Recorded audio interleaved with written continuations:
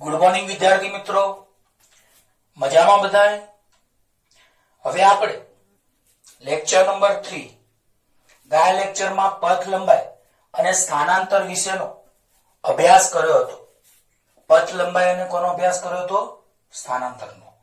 હવે આ લેક્ચરમાં આપણે પ્રશ્ન નંબર 8 સરેરાશ વેગ,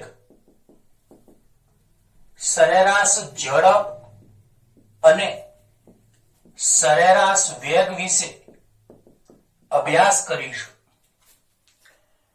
સૌપ્રથમ એક મુદ્દો બરાબર સમજો.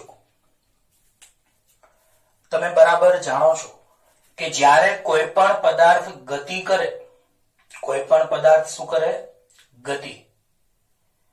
ત્યારે તેનું સ્થાન એ સમય સાથે બદલાય છે. આ તો બધાને ખ્યાલ હશે. જ્યારે કોઈ પદાર્થ ગતિ કરે છે ત્યારે તેનું સ્થાન સમય સાથે બદલાય છે અને આ સ્થાન કેટલા સમય દરથી બદલાય છે તે બે રીતે મેળવી શકાય છે. એક રીત કે સમય દર એટલે સ્થાન ભાગ્યા સમય. જો સમય દર માત્ર મેળવવામાં આવે તો ઝડપ મળે છે. સમય દર એટલે સ્થાન ભાગ્યા સમય. જો સ્થાનનો માત્ર સમય દર મેળવવામાં આવે તો ઝડપ મળે છે. અને બીજું, સમય દર સાથે દિશા પણ મેળવવામાં આવે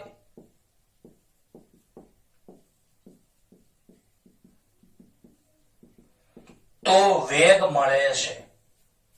તો આ સમજવા જેવી વાત છે. ઝડપ છે એ અદિશ છે, જ્યારે વેગ છે તે સદિશ છે. અદિશ એટલે માત્ર મૂલ્યની જ જરૂર પડે, મૂલ્ય અને એકમ. જ્યારે સદિશમાં મૂલ્ય અને દિશાની જરૂર પડે, વત્તા તમે એકમ કહી શકો છો. તો આટલું પેલા બેઝિક મગજમાં બરાબર નાખી દો. જ્યારે કોઈ પદાર્થ ગતિ કરે છે ત્યારે તેનું સ્થાન એ સમય સાથે બદલાય છે. બીજું કે આ સ્થાનનો સમય દર એટલે કે સ્થાન ભાગ્યા સમય. તો સ્થાનનો સમય દર જો માત્ર મેળવવામાં આવે તો એ ઝડપ આપે છે, પણ જો સમય દર સાથે દિશા પણ મેળવવામાં આવે તો તમને એ વેગ આપે છે.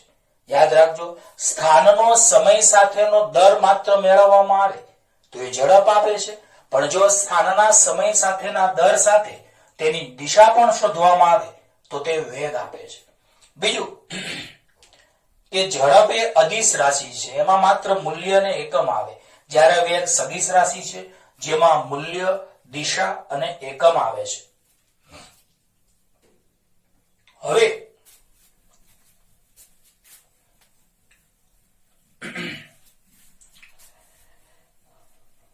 પહેલા આપણે ઝડપની વાત કરીએ. તો બોલો, ઝડપ એટલે શું? તો ગતિ કરતા પદાર્થના એકમ સમયના પથ લંબાઈને ઝડપ કહે છે. ગતિ કરતા પદાર્થના એકમ સમયમાં કાપેલા કુલ અંતર અથવા પથ લંબાઈનું બીજું નામ શું? કુલ અંતર. તો બોલો, ઝડપ એટલે શું? તો એકમ સમયમાં કણે કાપેલા કુલ અંતર એટલે કે પથ લંબાઈને ઝડપ કહે છે. અને વેગ એટલે શું? તો એકમ સમયમાં પદાર્થના સ્થાનાંતરને એટલે કે સ્થાનમાં થતા ફેરફારને વેગ કહે છે. પણ અહીંયા આપણે સરેરાશ ઝડપ અને સરેરાશ વેગની વાત કરવી છે. તો સરેરાશ ઝડપ એટલે શું? તો કુલ અંતર ભાગ્યા કુલ સમયગાળો. કુલ અંતરના અથવામાં તમે પથ લંબાઈ લખી શકો છો. આ જ રીતે સરેરાશ વેગ એટલે શું? તો સ્થાનાંતર ના લખવું હોય તો એના અથવામાં કણના સ્થાનમાં થતો ફેરફાર ભાગ્યા સમયગાળો. તો આ બહુ સમજવા જેવી વાત છે, બરાબર યાદ રાખજો. પથ લંબાઈ અને સમયગાળાનો ગુણોત્તર. તો સરેરાશ ઝડપ એટલી વ્યાખ્યા આ રીતે અપાશે કે સરેરાશ ઝડપ એટલે શું? તો આપેલા સમયગાળામાં કણે કાપેલા કુલ અંતર એટલે કે પથ લંબાઈ અને કુલ સમયગાળાના ભાગાકાર એટલે કે ગુણોત્તરને સરેરાશ ઝડપ કહે છે. વ્યાખ્યા યાદ રાખજો, કારણ કે આ નહીં આવડે તો દાખલા નહીં આવડે. તો બોલો, આપેલા સમયગાળામાં કણે કાપેલા કુલ અંતર એટલે કે પથ લંબાઈ અને કુલ સમયગાળાના ગુણોત્તરને સરેરાશ ઝડપ કહેવામાં આવે છે. આ જ રીતે આપેલા સમયગાળામાં કણે કરેલા સ્થાનાંતર એટલે કે કણના સ્થાનમાં થતા ફેરફાર અને સમયગાળાના ગુણોત્તરને સરેરાશ વેગ કહેવામાં આવે છે. આપેલા સમયગાળામાં કણના સ્થાનમાં થતા ફેરફાર અથવા સ્થાનાંતર અને સમયગાળાના ગુણોત્તરને સરેરાશ વેગ કહે છે. સરેરાશ ઝડપનો એકમ પણ મીટર પ્રતિ સેકન્ડ અથવા કિલોમીટર પ્રતિ કલાક લેવાય છે. સરેરાશ વેગનો એકમ પણ મીટર પ્રતિ સેકન્ડ અથવા કિલોમીટર પ્રતિ કલાક લેવાય છે. ચોપડીવાળા આ રીતે લખે છે: metre second inverse, kilometre hour inverse. Metre second inverse, kilometre hour inverse. તમારે જેમ લખવું હોય બોલાય તો સરખું જ. આને મીટર પ્રતિ સેકન્ડ બોલાય, આને મીટર પ્રતિ સેકન્ડ બોલાય, આને કિલોમીટર પ્રતિ કલાક બોલાય, આને પણ કિલોમીટર પ્રતિ કલાક બોલાય. ચલો હવે બીજી એક વાત કરીએ. સરેરાશ ઝડપ એ અદિશ રાશિ છે. સરેરાશ વેગ સદિશ રાશિ છે. બીજું, સરેરાશ ઝડપ એ ધન હંમેશા ધન જ હોય છે. સરેરાશ ઝડપ હંમેશા ધન જ હોય છે. આ પ્રશ્ન નંબર 8 અને લગભગ 9, 10, 11 એટલે 12મો સવાલ, જે સરેરાશ ઝડપ અને સરેરાશ વેગનો તફાવત છે, એ બંને જોઈન્ટ સવાલ અત્યારે ચાલી રહ્યા છે. સરેરાશ વેગ એ ધને હોઈ શકે, ઋણે હોઈ શકે અને શૂન્ય પણ હોઈ શકે છે. ધન, ઋણ કે શૂન્ય હોઈ શકે છે. બીજું, સરેરાશ ઝડપ પરથી શું ખબર પડે? તો સમગ્ર ગતિની સરેરાશ જાણવા માટે સરેરાશ ઝડપ ઉપયોગી છે.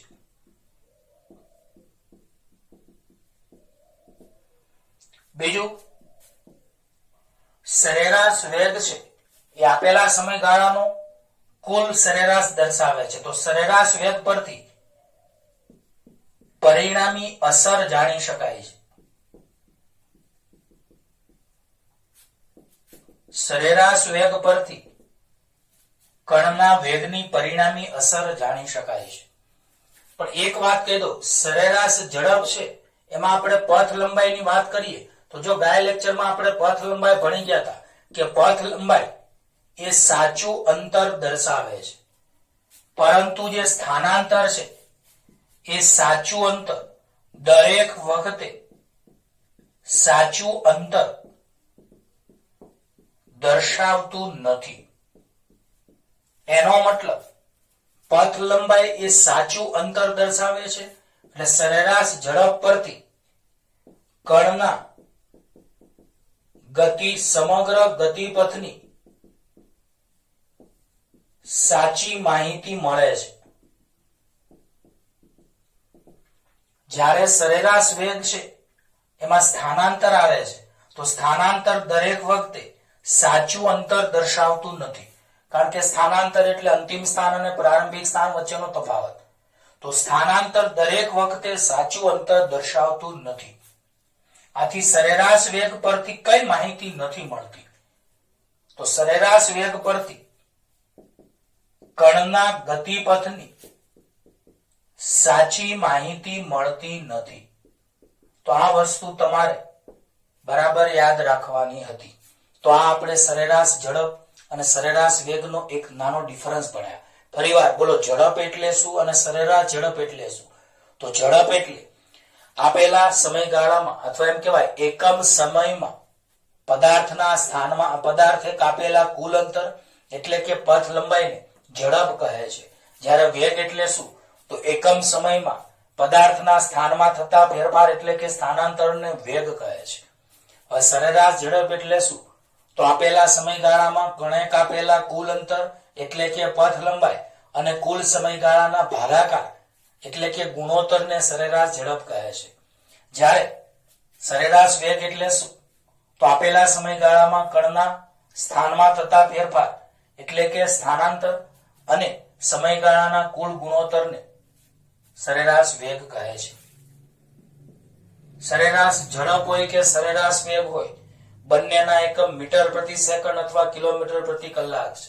સરેરાશ ઝડપ એ અદિશ રાશિ છે, સરેરાશ વેગ સદિશ રાશિ છે.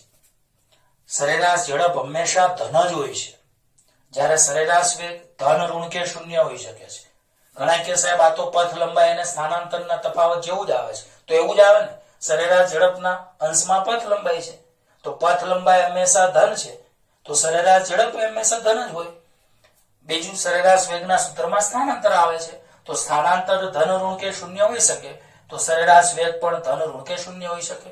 બીજું, સમગ્ર ગતિની સરેરાશ જાણવા સરેરાશ ઝડપ ઉપયોગી છે અને સરેરાશ વેગ પરથી પરિણામી અસર જાણી શકાય છે. હા, એક વાત છે, પથ લંબાઈ એ હંમેશા સાચું અંતર દર્શાવે. તમે ક્યાંથી ક્યાં ગયા, ક્યાંથી ક્યાં ગયા, બધું અંતર પથ લંબાઈમાં આવે. પણ સ્થાનાંતરમાં એવું ના થાય. એટલે પથ લંબાઈ હંમેશા સાચું અંતર દર્શાવે છે, જ્યારે સરેરાશ વેગ એટલે કે સ્થાનાંતર એ સાચું અંતર દર્શાવતું નથી. આમ સરેરાશ ઝડપ પરથી કણના ગતિપથની સાચી માહિતી મળે છે, પણ સરેરાશ વેગ પરથી કણના ગતિપથની એ સાચી માહિતી મળતી નથી. ઓકે,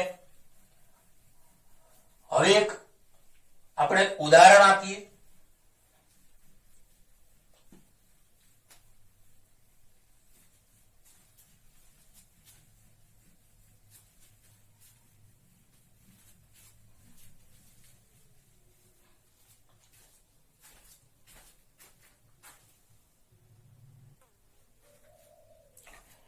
હવે એક આપણે આગળ એક વસ્તુનો અભ્યાસ કર્યો હતો, કરાયો તો આપણે યાદ હોય તો કોઈને. અહીંયા આકૃતિમાં એક તમને આલેખ દોરેલો લાગે છે. સ્થાન x વિરુદ્ધ સમય t નો આલેખ અહીંયા દોરેલો છે. અહીંયા 0, 1, 2, 3, 4, 5, 6, 7 એમ સેકન્ડો આપેલી છે. અહીંયા 0, 5, 10, 15, 20, 25, 27.4, 30 એમ બધા અંતરો છે. આ અંતર મીટરમાં છે, અહીંયા સમય સેકન્ડમાં છે. તમે આકૃતિમાં જોઈ શકો છો કે આ રીતનો એક આલેખ આપેલો છે. આ આલેખમાં એક બિંદુ P1 અહીંયા છે અને બિંદુ P2 અહીંયા છે. T1 બરાબર 5 સેકન્ડ સમય છે, ત્યારે સ્થાન x1 બરાબર 10 મીટર છે અને T2 બરાબર સમય 7 સેકન્ડ છે, ત્યારે અંતર x2 બરાબર 27.4 મીટર છે. બરાબર યાદ રાખજો. T1 બરાબર 5 સેકન્ડ સમયે સ્થાન x1 બરાબર 10 મીટર છે. T2 બરાબર 7 સેકન્ડ સમયે સ્થાન x2 બરાબર 27.4 મીટર છે. હવે મેં ગયા લેક્ચરમાં કીધું હતું તમને કે સ્થાન x વિરુદ્ધ સમય t ના આલેખનો ઢાળ કે જેની સંજ્ઞા m હતી, આવું મેં સમજાવ્યું હતું. m બરાબર તમે tan થીટા લખી શકો, બરાબર સામે એટલે x2 - x1, પાસે એટલે t2 - t1, અને બધાને ખબર છે આને કહેવાય અંતિમ સ્થાન માઇનસ પ્રારંભિક સ્થાન એટલે સ્થાનાંતર ડેલ્ટા એક્સ. આને અંતિમ સમય માઇનસ પ્રારંભિક સમય એટલે સમયગાળો ડેલ્ટા ટી બરાબર સરેરાશ વેગ. આની બે સંજ્ઞા હતી, સરેરાશ વી પણ લખાય બરાબર દીવારે લખાય, સરેરાશ વેગ આપે છે. તો આ મુદ્દો મેં ગયા લેક્ચરમાં પણ કહ્યો હતો, બધાને યાદ હોવો જોઈએ. પાક્કું? તો બોલો સ્થાન એક્સ વિરુદ્ધ સમય ટી ના આલેખનો ઢાળ.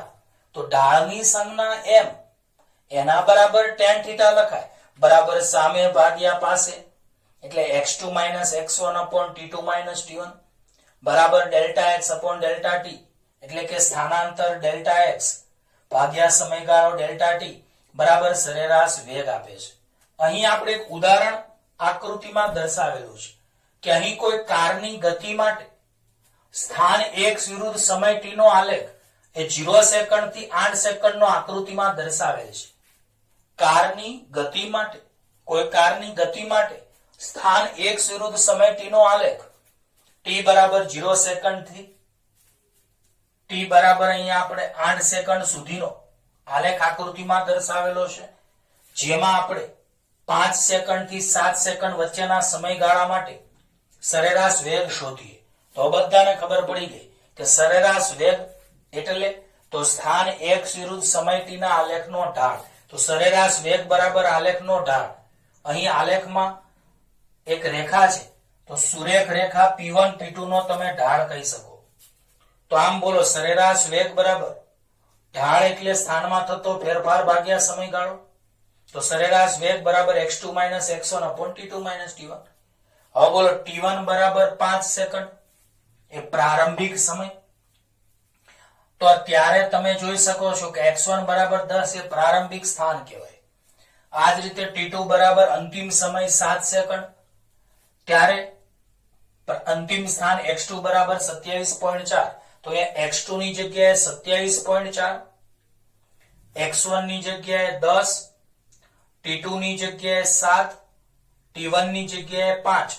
તો 27.4 માંથી 10 જાય તો 17.4, 7 માંથી 5 જાય તો 2, 17.4 ભાગ્યા 2 એટલે 8.7 મીટર પ્રતિ સેકન્ડ મળે.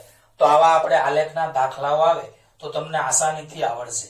તો આમ બોલો t બરાબર 5 સેકન્ડ થી t બરાબર 7 સેકન્ડ સુધીના સમયગાળામાં સરેરાશ વેગ એટલે આલેખનો ઢાળ. અહીં આલેખમાં સુરેખ રેખા P1 P2 નો ઢાળ છે, પરંતુ આ ઢાળ એટલે શું? તો ઢાળ એટલે સ્થાનાંતર ભાગ્યા સમયગાળો. તો આમ સરેરાશ વેગ બરાબર સ્થાનમાં થતો ફેરફાર ભાગ્યા સમયગાળો. સરેરાશ વેગને બે રીતે દર્શાવાય, કાં તો v બાર કાં તો સરેરાશ v બરાબર x2 x1 t2 t1. x2 એટલે 27.4, x2 એટલે 27.4 અંતિમ સ્થાન, x1 એટલે પ્રારંભિક સ્થાન 10 છેદમાં t2 એટલે સમયગાળો અંતિમ સમય 7, પ્રારંભિક સમય t1 5. તો બધી કિંમતો મૂકતા આવડે તમને? તો અહીંયા બાદ બાકી કરો તો 27.4 માંથી 10 જાય તો 17.4, 7 માંથી 5 જાય તો 2, ભાગાકાર કરો તો 8.7 મીટર પ્રતિ સેકન્ડ. તો આપણને સરેરાશ વેગ મળ્યો. હવે આપણે આગળ વધીએ. સવાલ નંબર 9, 10 અને 11 ની ચર્ચા કરીએ.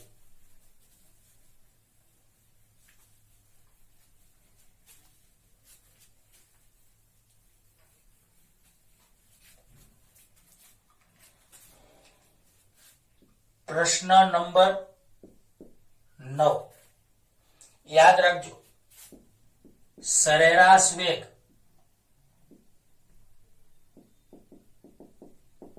ક્યારે ધન આવે, ક્યારે ઋણ આવે અને ક્યારે શૂન્ય આવે તે માટેનો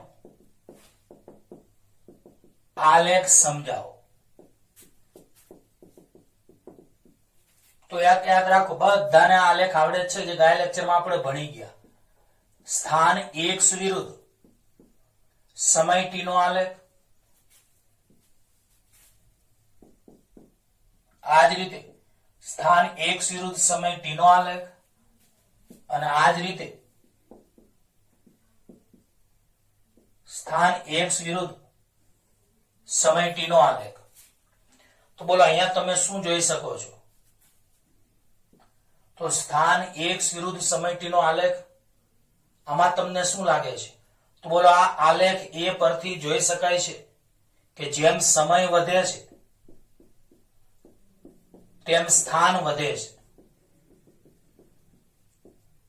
માટે ઢાળ ધન આવે. આ ઢાળ ઉપર જાય છે, ઢાળ ધન, તો વેગ પણ, સરેરાશ વેગ પણ કેવો આવે? ધન આવે. આવડે કે ન આવડે?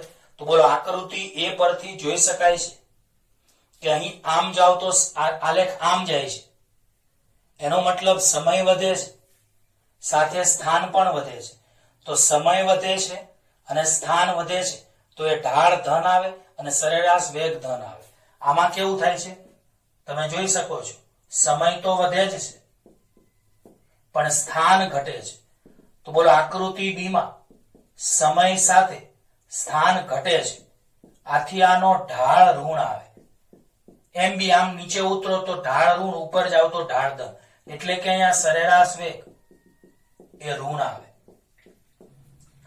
હવે અહીંયા તમે જોઈ શકો છો કે સમય વધે છે પણ સ્થાન અચળ છે. સ્થાન અચળ છે એટલે કે ઢાળ અહીંયા શૂન્ય છે, તો અહીંયા સરેરાશ વેગ શૂન્ય આવે. તો આ ત્રણેય આલેખો મેં ગયા લેક્ચરમાં ઓલરેડી સમજાવેલા જ હતા. અહીંયા એકવાર રિવિઝન. તો બોલો સરેરાશ વેગ ધન ક્યારે મળે, સરેરાશ વેગ ઋણ ક્યારે મળે, સરેરાશ વેગ શૂન્ય ક્યારે મળે, તે દર્શાવતા આલેખો દોરો. તો આપણે અહીંયા સમજાયું કે આકૃતિ એમાં જોઈ શકાય છે કે આલેખ આમ જાય છે, એનો મતલબ સમય વધે છે તેમ સ્થાન પણ વધે છે. આલેખ આમ જાય છે તે શું બતાવે છે કે આલેખ આકૃતિ એમાં જોઈ શકાય છે કે સમય વધે છે સાથે સ્થાન પણ વધે છે. એટલે આવા સંજોગોમાં ઢાળ ધન એટલે કે સરેરાશ વેગ ધન આવે. આકૃતિ બી માં જોઈ શકાય છે કે સમય તો વધે છે પણ આલેખ નીચે આવે છે એટલે સ્થાન ઘટે છે. તો સમય વધે છે પણ સ્થાન ઘટે છે એટલે ઢાળ ઋણ આવે, એટલે કે સરેરાશ વેગ ઋણ આવે. અહીંયા આકૃતિ સીમા તમે જોઈ શકો છો કે સમય વધે છે પણ સ્થાન અચળ છે. સ્થાન અચળ છે તો અહીંયા ઢાળ છે જ નહીં, ઢાળ શૂન્ય, તો સરેરાશ વેગ શૂન્ય. આ પ્રશ્ન નંબર આપણે 9 ની વિદ્યાર્થી મિત્રો ચર્ચા કરી. ત્યાર પછી પ્રશ્ન નંબર 10 ની આપણે વાત કરીએ. પ્રશ્ન નંબર 10 કે સરેરાશ વેગ પરથી કઈ માહિતી મળતી નથી. સરેરાશ વેગ પરથી કઈ માહિતી મળતી નથી. તો યાદ રાખજો કે સરેરાશ વેગ પરથી કણના ખરેખરા ગતિપથની માહિતી મળતી નથી. ખરેખરો ગતિપથ એટલે સાચો ગતિપથ. બધાને એક વસ્તુ ખબર છે, સરેરાશ વેગના સૂત્રમાં શું આવે? તો સરેરાશ વેગ બરાબર સ્થાનાંતર ભાગ્યા સમયગાળો. હવે સ્થાનાંતર છે એ સાચું અંતર દર્શાવતું નથી દરેક વખતે, કારણ કે બધાને ખબર છે સ્થાનાંતર એટલે અંતિમ સ્થાન અને પ્રારંભિક સ્થાન વચ્ચેનો તફાવત. તો સ્થાનાંતર જો સાચું અંતર ન આપે તો સ્થાનાંતરનો જ ઉપયોગ કરીને આપણે સરેરાશ વેગ બનાવીએ છીએ. તો સરેરાશ વેગ પરથી પણ તમને ગતિપથની સાચી માહિતી મળતી નથી. બીજું, સરેરાશ વેગ પરથી આપેલા સમયગાળાની જુદી જુદી ક્ષણે અંતર એટલે કે સ્થાન કેવી રીતે બદલાય છે તે જાણી શકાતું નથી. આ બીજો મુદ્દો કે સરેરાશ વેગ તમે જે લો છો એમાં તો માત્ર પ્રારંભિક અને અંતિમ સ્થાન જ આવે છે, તો વચ્ચેનું ક્યાં ગયું? તમને સ્થાનાંતરનું સૂત્ર યાદ છે કે નહીં? સ્થાનાંતર બરાબર શું થાય? અંતિમ સ્થાન માઇનસ પ્રારંભિક સ્થાન. તો એમાં તો બે જ વસ્તુ આવી, પ્રારંભિક સ્થાન અને અંતિમ સ્થાન. તો વચ્ચે બધાના અંતરો ક્યાં ગયા? તો એક તો કહેવાય છે કે કે સરેરાશ વેગના સૂત્રમાં સ્થાનાંતર આવે અને સ્થાનાંતર પરથી આપેલા સમયગાળાની જુદી જુદી ક્ષણે એટલે કે જુદા જુદા સમયે અંતર એટલે કે સ્થાન કેવી રીતે બદલાય છે તે જાણી શકાતું નથી. બીજું, સરેરાશ વેગ પરથી આપેલા સમયગાળાની જુદી જુદી ક્ષણે વેગ કેવી રીતે બદલાય છે તે જાણી શકાતું નથી. તો આમ સરેરાશ વેગ પરથી કઈ માહિતી મળતી નથી તેની આપણે અહીંયા ચર્ચા કરી. ફરીવાર કે સરેરાશ વેગ પરથી કણ ખરેખર ક્યાંથી ક્યાં ક્યાંથી ક્યાં ક્યાંથી જાય છે જાણી શકાતું નથી. એટલે કે કણના ખરેખરા ગતિપથની માહિતી મળતી નથી. કારણ કે સરેરાશ વેગમાં પ્રારંભિક સ્થાન અને અંતિમ સ્થાન જ આવે, વચ્ચેનું કશું આવે નહીં. તો સરેરાશ વેગ પરથી કણના ખરેખર આ ગતિપથની માહિતી મળતી નથી.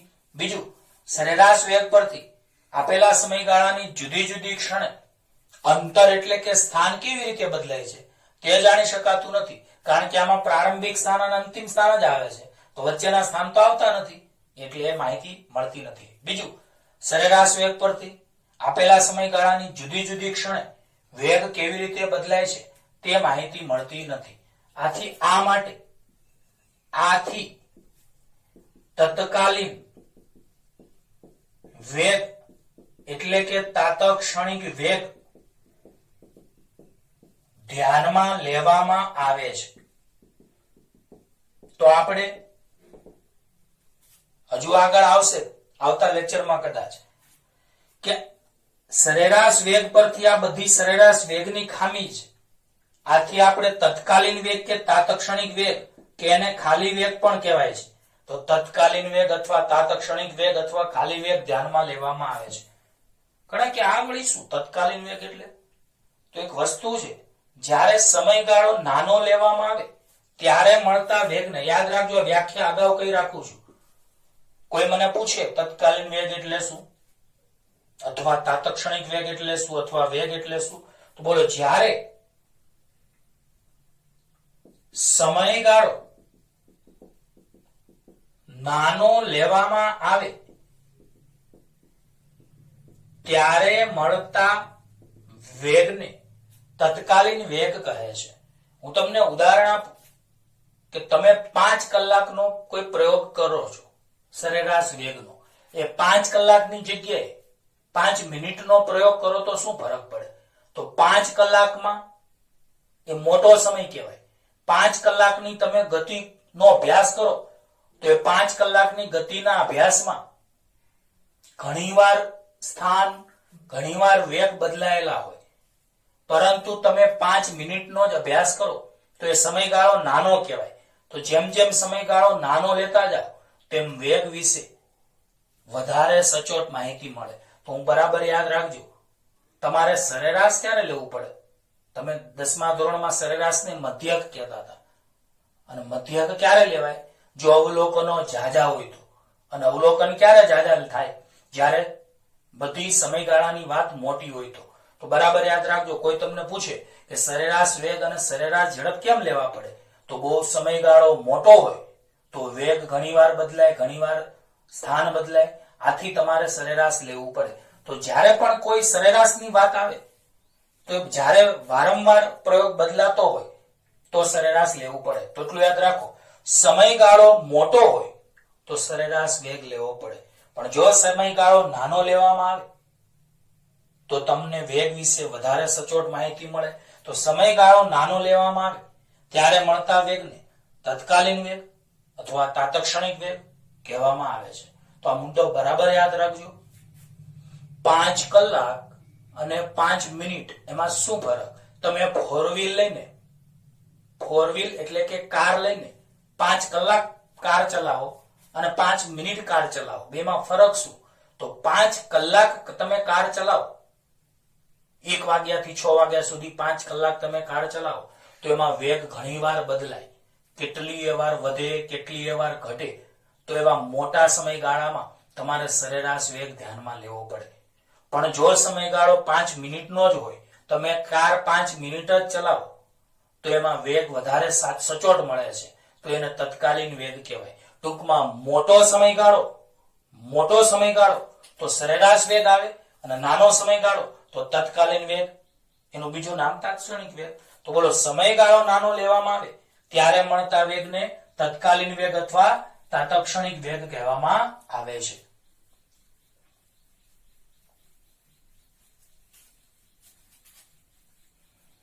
અને હવે પ્રશ્ન નંબર 11 થિયરીનો જે આપણે ભણાવીએ અત્યારે, એ પ્રશ્ન 11 એટલે જ તમારા દાખલાના પેમ્પલેટનું ઉદાહરણ 3.1 2 in 1 છે. થિયરી કો તો થિયરી અને દાખલો કો તો દાખલો. તો આપણે આમાં સાબિત કરવું છે કે સરેરાશ વેગ અને સરેરાશ ઝડપ અને સરેરાશ વેગ બંને સરખા પણ હોઈ શકે. આ એક પ્રયોગ સાબિત કરવો છે. અને બીજું, સરેરાશ ઝડપ એ સરેરાશ વેગથી મોટી હોય. તો આ બંને આપણે અહીંયા સાબિત કરવું છે. એના માટે આપણે, કોઈને યાદ હોય તો ગયા લેક્ચરમાં આપણે એક આકૃતિ દોરી હતી. આ બાજુ કંઈક ધન x હતું, આ બાજુ કંઈક ઋણ x હતું. અહીંયા ઉગમ બિંદુ O હતું. 0 તમે 40 ઉમેરો 40 મીટર, પછી 80, પછી 120, પછી 160, પછી 200, 240 હતા ત્યાં આપણે Q કીધું હતું. પછી 280, 40 નો ડિફરન્સ હતો. 280 માં તમે 40 ઉમેરો તો 320,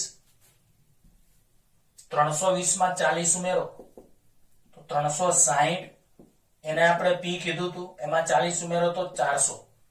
આવી રીતનું હતું. આ બાજુ કંઈક -40, -80, -120, -160 અને -120 માં બિંદુ કંઈક R હતું. આવું કંઈક હતું. હવે આપણે એક કામ કરીએ. અહીંયા હું સમયગાળો ધારી લો કે t1 બરાબર 0 થી, ટૂંકમાં અહીંયા 0 સેકન્ડ આપણે ધારીએ કે કણ અહીં ક્યાંથી ક્યાં જાય છે. તો બોલો, કણ O થી P જવા માટે ધારો કે 18 સેકન્ડનો સમય લે છે O થી P જવામાં, અને ત્યાંથી એટલે કે P થી Q સુધીનો જવા માટેનો સમય બીજી 6 સેકન્ડ છે. આવું આપણે ધારીએ. તો બોલો, O થી P સુધી જવા માટેનો સમયગાળો 18 સેકન્ડ ધારો કે છે, અને ત્યાંથી P થી Q સુધીનો સમયગાળો ધારો કે 6 સેકન્ડ છે. હવે ગયા લેક્ચરમાં આપણે 2 પ્રયોગ સમજાવ્યા હતા, જો કોઈને યાદ હોય તો. એક પ્રયોગ આપણે સમજીએ, O થી P સુધીનો, એટલે O થી P સુધીની ગતિ દરમિયાન સરેરાશ ઝડપ આપણે શોધીએ અને સરેરાશ વેગ શોધીએ. તો તમે મને કહેજો. તો સરેરાશ ઝડપનું સૂત્ર તો હમણાં જ તમને મેં કહ્યું હતું કે સરેરાશ ઝડપ એટલે પથ લંબાઈ ભાગ્યા સમયગાળો. પથ લંબાઈ એટલે કુલ અંતર, અને સરેરાશ વેગનું સૂત્ર સ્થાનાંતર ભાગ્યા સમયગાળો. સ્થાનાંતર એટલે સ્થાનમાં થતો ફેરફાર, અને સ્થાનાંતર એટલે તમે અહીંયા અંતિમ સ્થાન માઇનસ પ્રારંભિક સ્થાન ભાગ્યા સમયગાળો એટલે અંતિમ સમય માઇનસ પ્રારંભિક સમય તમે લખી શકો છો. તો બોલો, સરેરાશ ઝડપ એટલે પથ લંબાઈ ભાગ્યા સમયગાળો, અને સરેરાશ વેગ એટલે સ્થાનાંતર ભાગ્યા સમયગાળો, એટલે કે અંતિમ સ્થાન માઇનસ પ્રારંભિક સ્થાન અપોન અંતિમ સમય માઇનસ પ્રારંભિક સમય. ચલો એક કામ કરો, તમે O થી ક્યાં જવાની વાત છે? P. તો તમે મને કહો, O O થી P માં પથ લંબાઈ કેટલી? OP. અને સમયગાળો કેટલો? તો O થી P સુધીનો સમયગાળો 18 સેકન્ડ. ચલો OP અંતર કેટલું? બોલો હાલો. તો OP અંતર 360 ભાગ્યા 18. 360 ભાગ્યા 18 દુ 36 એટલે અહીંયા 20 મીટર પ્રતિ સેકન્ડ સરેરાશ ઝડપ આવી. ક્યાંથી ક્યાં સુધી? O થી P સુધી. ચલો આ જ રીતે સરેરાશ વેગ એટલે? તો સરેરાશ વેગ એટલે સ્થાનાંતર. તો બોલો સ્થાનાંતર એટલે શું? તો સ્થાનાંતર એટલે અંતિમ સ્થાન માઇનસ પ્રારંભિક સ્થાન. તો અહીંયા આવે P ના યામ માઇનસ O ના યામ અને સમયગાળો એટલે 18 સેકન્ડ. O થી P સુધીની વાત થાય છે. તો ચલો P ના યામ 360 O ના યામ 0 સમયગાળો તો 18 સેકન્ડ છે જ. તો 360 ભાગ્યા 18 એટલે અહીંયા પણ 20 મીટર પ્રતિ સેકન્ડ જ આવે. એનો મતલબ સરેરાશ ઝડપ અને સરેરાશ વેગ સમાન હોઈ શકે. પરિવાર બરાબર યાદ રાખજો. આપણે જે ગયા લેક્ચરમાં આકૃતિ દોરી હતી એ જ અહીંયા દોરી છે. અહીંયા મેં ખાલી સમયગાળો ઉમેર્યો છે. તો બોલો ધારો કે કણ O થી P સુધી જવા માટે 18 સેકન્ડ લે છે અને ત્યાંથી P થી Q સુધી પાછો આવે ત્યારે સમયગાળો 6 સેકન્ડ છે. હવે આપણે પહેલો પ્રયોગ O થી P સુધીની આપણે વાત કરીએ. તો બોલો O થી P સુધીની ગતિ દરમિયાન O થી P સુધીની ગતિ દરમિયાન સરેરાશ ઝડપ બરાબર પથ લંબાઈ ભાગ્યા સમયગાળો. પથ લંબાઈ એટલે કુલ અંતર OP, સમયગાળો એટલે 18. OP એટલે 360 કુલ અંતર, સમયગાળો એટલે 18. 360 ભાગ્યા 18 એટલે 20 મીટર પ્રતિ સેકન્ડ. અને સરેરાશ વેગ બરાબર શું? તો સરેરાશ વેગ બરાબર સ્થાનાંતર ભાગ્યા સમયગાળો. તો સ્થાનાંતર એટલે અંતિમ સ્થાન માઇનસ પ્રારંભિક સ્થાન. અહીંયા અંતિમ સ્થાન P ના યામ, પ્રારંભિક સ્થાન O ના યામ, સમયગાળો એટલે 18. P ના યામ 360 O ના યામ 0 ભાગ્યા 18. 360 ભાગ્યા 18 એટલે 20 મીટર પ્રતિ સેકન્ડ.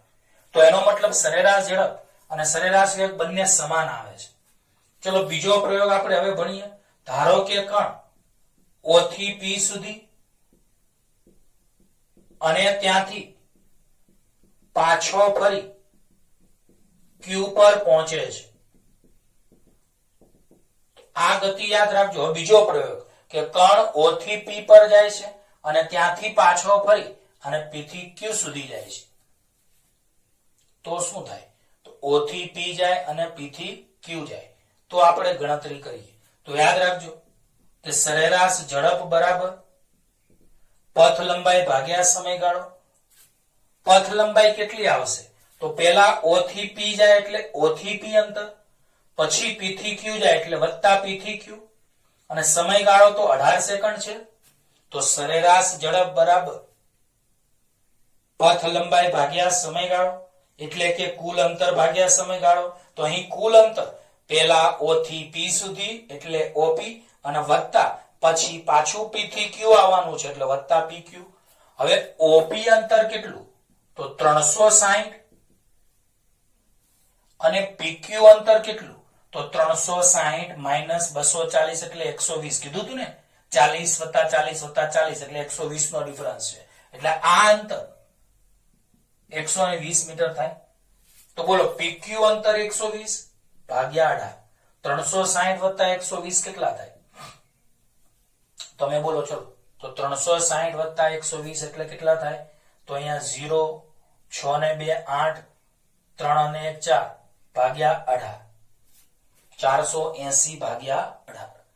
અને 480 ભાગ્યા 18 એટલે તમારે અહીંયા છેદ ઉડાડવા હોય તો શું થશે? તો 9 દુ 18 એટલે અહીંયા તમારે કેટલા આવશે? 9 અને અહીંયા 240. કેમ? 480 ભાગ્યા 2 કરો તો 2 દુ 4 2 ચોક 8 અને 40. 240 ભાગ્યા 9. પછી તમે શું કહી શકો? બોલો 3 તરી 9 અને 8 તરી 24 એટલે અહીંયા કેટલા આવી જાય? 80 આવી જાય. અને 80 ભાગ્યા 3 કરશો ભાગાકારમાં 80 ભાગ્યા 3 એટલે પછી છેદ ઉડાડશો એટલે કંઈક લગભગ આઈ થિંક 27.4 જવાબ તમારે અહીંયા આવશે મીટર પ્રતિ સેકન્ડ. ઓકે, હા કે ના? 27.4 કે સમથિંગ તમે કેલ્ક્યુલેશન કરી જોજો, એ સરેરાશ ઝડપ તમારે આવશે. આ જ રીતે અહીંયા સરેરાશ વેગ, તો બોલો સરેરાશ વેગ બરાબર શું આવશે? બોલો તો સરેરાશ વેગ બરાબર, તમે જ બોલો. ચલો, તો સરેરાશ વેગ બરાબર અંતિમ સ્થાન માઇનસ પ્રારંભિક સ્થાન. તો ચલો આમાં અંતિમ સ્થાન કયું છે અને પ્રારંભિક સ્થાન કયું છે? તો O થી P અને P થી Q જાય તો પ્રારંભિક સ્થાન O અને અંતિમ સ્થાન Q. તો અંતિમ સ્થાન એટલે Q ના યામ માઇનસ પ્રારંભિક સ્થાન એટલે O ના યામ છેદમાં સમયગાળો. હવે અહીંયા થોડીક મિસ્ટેક છે પ્રિય વિદ્યાર્થીઓ, આપણે એક થોડી ભૂલ છે સમયગાળામાં, આપણે અહીંયા મિસ્ટેક થોડી થઈ છે એટલે જવાબમાં થોડું તકલીફ છે. સમયગાળામાં આપણે થોડી મિસ્ટેક કરેલી છે કારણ કે O થી P સુધીનો સમય 18 છે અને પછી P થી Q સુધીનો સમય આપણે ભૂલી ગયા. તો બોલો O થી P સુધીનો સમય એટલે એને આપણે અહીંયા T1 કહ્યું અને વત્તા 6 સેકન્ડ ઉમેરવી પડે એટલે 18 વત્તા 6 આવશે. એટલે અહીંયા ઉપર જે હતું 360 વત્તા 120 એટલે 480 થશે અને 18 ના 6 કેટલા થશે? 24. એટલે અહીંયા આવશે તો 20 મીટર પ્રતિ સેકન્ડ આવશે. શું ભૂલ હતી? અહીંયા મિસ્ટેક થઈ હતી, આપણે સમયગાળો 18 નો 18 લીધો હતો, તો એ સમયગાળો 18 નો 18 ના આવે કારણ કે તમે O થી P ગયા અને પછી P થી Q આવ્યા. તો O થી P સુધીનો સમય T1 છે અને પછી P થી Q સુધીનો સમય એ 6 સેકન્ડ છે. એટલે અહીંયા કુલ સમય તમારે T1 પ્લસ 6 એટલે કે 18 પ્લસ 6 આવે કારણ કે O થી P સુધીનો સમય 18 અને P થી Q સુધીનો સમય 6 એટલે 18 ને 6 24. એટલે અહીંયા મારી મિસ્ટેક થઈ હતી. તો 480 ભાગ્યા 24 એટલે 20 મીટર પ્રતિ સેકન્ડ. ચલો અહીંયા પણ સમયગાળો તો T1 પ્લસ 6 એટલે 18 પ્લસ 6 આવશે. ચલો Q ના યામ કેટલા? તો Q ના યામ 240, O ના યામ કેટલા? 0. અહીંયા 18 પ્લસ 6 એટલે 240 ભાગ્યા 24 એટલે અહીંયા 10 મીટર પ્રતિ સેકન્ડ આવશે. એનો મતલબ અહીંયા 20 બરાબર 20, તો સરેરાશ ઝડપ બરાબર સરેરાશ વેગ, પણ અહીંયા 20 આવે છે ત્યારે અહીંયા 10 આવે છે. એનો મતલબ સરેરાશ ઝડપ એ સરેરાશ વેગથી મોટી હોય છે. તો આપણે અહીંયા ઉદાહરણ આપ્યું, આ 11મી થિયરી અહીંયા પૂરી કરી. એકવાર ફરીવાર પહેલો પ્રયોગ O થી P સુધી, અહીંયા 2 વાર વધારે રિવિઝન કરાવું છું એટલે તકલીફ ન પડે તમને. O થી P સુધીની ગતિનો પહેલો પ્રયોગ, બીજો પ્રયોગ O થી P સુધી અને P થી Q સુધી. હવે O થી P સુધીનો સમયગાળો આપણે 18 સેકન્ડ ધારેલો છે અને P થી Q સુધીનો સમય 6 સેકન્ડ ધારેલો છે. તો O થી P સુધીની ગતિની આપણે પહેલા વાત કરીએ તો સરેરાશ ઝડપ બરાબર કુલ અંતર ભાગ્યા સમયગાળો. કુલ અંતર OP બરાબર 360 અને કુલ સમયગાળો O થી P સુધીનો 18, તો 360 ભાગ્યા 18 એટલે 20 મીટર પ્રતિ સેકન્ડ. આવી જ રીતે સરેરાશ વેગ બરાબર સ્થાનાંતર ભાગ્યા સમયગાળો. તો સ્થાનાંતર એટલે O થી P સુધીનું, તો અંતિમ સ્થાન P ના યામ માઇનસ પ્રારંભિક સ્થાન O ના યામ ભાગ્યા સમયગાળો 18. તો P ના યામ 360, O ના યામ 0 ભાગ્યા 18, તો 360 ભાગ્યા 18 એટલે 20 મીટર પ્રતિ સેકન્ડ. તો આમ અહીં સરેરાશ ઝડપ 20 આવી, સરેરાશ વેગ પણ 20 આવ્યો. આમ સરેરાશ ઝડપ બરાબર સરેરાશ વેગ આપણે સાબિત કર્યું. અચ્છા, હવે આપણે બીજો પ્રયોગ O થી P સુધી અને P થી Q સુધી. તો આ સંજોગોમાં સરેરાશ ઝડપ બરાબર કુલ અંતર એટલે O થી P વત્તા P થી Q ભાગ્યા સમયગાળો O થી P સુધીનો T1 અને P થી Q સુધીનો 6. હવે OP અંતર 360, PQ અંતર 120, સમયગાળો 18 પ્લસ 6. પેલા O થી P 18, P થી Q 6, 18 વત્તા 6. અહીંયા મારે ભૂલ થઈ હતી, એવી ભૂલ ના થાય. સરવાળો કરો તો 480 ભાગ્યા 24 એટલે 20 મીટર પ્રતિ સેકન્ડ. હવે અહીંયા તમારે સરેરાશ વેગ એટલે સ્થાનાંતર ભાગ્યા સમયગાળો. તો સ્થાનાંતર એટલે અંતિમ સ્થાન માઇનસ પ્રારંભિક સ્થાન, કારણ કે O થી P અને P થી Q માં અંતિમ સ્થાન Q ના યામ માઇનસ પ્રારંભિક સ્થાન O ના યામ. સમયગાળો તો O થી P સુધીનો T1 અને P થી Q સુધીનો 6. એટલે અહીંયા Q ના યામ 240, O ના યામ 0, અહીંયા 18+6 240/24 એટલે 10 મીટર પ્રતિ સેકન્ડ. આમ અહીં સરેરાશ ઝડપ સરેરાશ વેગ કરતા મોટી છે. તો તમને થિયરી તરીકે પૂછાય તો તમારે આ આખી આકૃતિ અને આ ઉદાહરણ તમારે યાદ રાખવાનું. પણ જો દાખલા સ્વરૂપે પૂછે તો આકૃતિ અને રકમ આપેલી હશે. તો યાદ રાખો, તમને કોઈ પૂછે કે સરેરાશ ઝડપ અને સરેરાશ વેગ સમાન હોય અને બીજું સરેરાશ ઝડપ સરેરાશ વેગથી મોટું હોય, આવું એક ઉદાહરણ આપીને તમે સમજાવો. તો આ પ્રશ્ન 11 પૂરો કર્યો. તો પ્રિય વિદ્યાર્થીઓ, આ લેક્ચરમાં આપણે થિયરી નંબર 8, 9, 10 અને 11 ચલાવી. હવે 12મી થિયરી, સરેરાશ ઝડપ અને સરેરાશ વેગ વચ્ચેનો તફાવત, જે આપણે ભણાવેલી છે. તો ચલો સરેરાશ ઝડપ અને સરેરાશ વેગના હું મુદ્દા બોલતો જાઉં છું. સરેરાશ ઝડપ એટલે શું? તો એકમ સમયમાં કણના કાપેલા કુલ અંતરને સરેરાશ ઝડપ કહે છે. એટલે કે પથ લંબાઈ અને સ્થાનાંતરના ગુણોત્તરને સરેરાશ ઝડપ કહે છે. આ બાજુ એકમ સમયમાં થતા સ્થાનાંતર એટલે કે સ્થાનાંતર અને સમયગાળાના ગુણોત્તરને સરેરાશ વેગ કહે છે. સરેરાશ ઝડપ હંમેશા ધન જ હોય છે, જ્યારે સરેરાશ વેગ ધન, ઋણ કે શૂન્ય હોઈ શકે છે. સરેરાશ ઝડપ અદિશ રાશિ છે, જ્યારે સરેરાશ વેગ સદિશ રાશિ છે. બીજું, સરેરાશ ઝડપ સરેરાશ વેગ થી મોટું હોઈ શકે અથવા એના જેટલું હોઈ શકે. આમાં ઊંધું બોલવું, એમાં એવું બોલી શકાય કે સરેરાશ વેગ એ સરેરાશ ઝડપથી નાની હોઈ શકે અથવા એના બરાબર હોઈ શકે. ફરીવાર બોલું છું, ચોથો મુદ્દો, સરેરાશ ઝડપ સરેરાશ વેગ જેટલી હોઈ શકે અથવા સરેરાશ ઝડપ સરેરાશ વેગથી મોટી હોઈ શકે. આ બાજુ ઊંધું બોલવું હોય તો સરેરાશ વેગ 10 સરેરાશ ઝડપ 20 કરતા નાનું હોઈ શકે અને સરેરાશ વેગ 20 સરેરાશ ઝડપના 20 બરાબર હોઈ શકે છે. તો આ તમે 1 થી 12 નંબરની થિયરી અહીંયા લગભગ આપણે પૂરી કરી. હું આશા રાખું છું કે તમે આનું બરાબર રિવિઝન કરતા રહેશો તો તમને ભણવાની ખૂબ જ મજા આવશે. જે વિદ્યાર્થીઓ માત્ર લેક્ચર જોવા ખાતર જોવે છે અથવા દરરોજનું દરરોજ મોઢે નથી કરતા, દરરોજનું દરરોજ મોઢે કરીને હોમવર્ક નથી કરતા, એને તકલીફ પડશે. અથવા જોઈ જોઈને પેમ્પલેટમાંથી પીડીએફમાંથી ઉતારો મારે છે તો એને પછી એ પ્રકારનું ફળ મળશે. ટૂંકમાં જે વિદ્યાર્થીઓ ઈમાનદારીથી બધી થિયરીઓ આ લેક્ચરની જોશે, મોઢે કરશે અને પછી લખશે તો એને વાંધો નહીં આવે. ઓકે,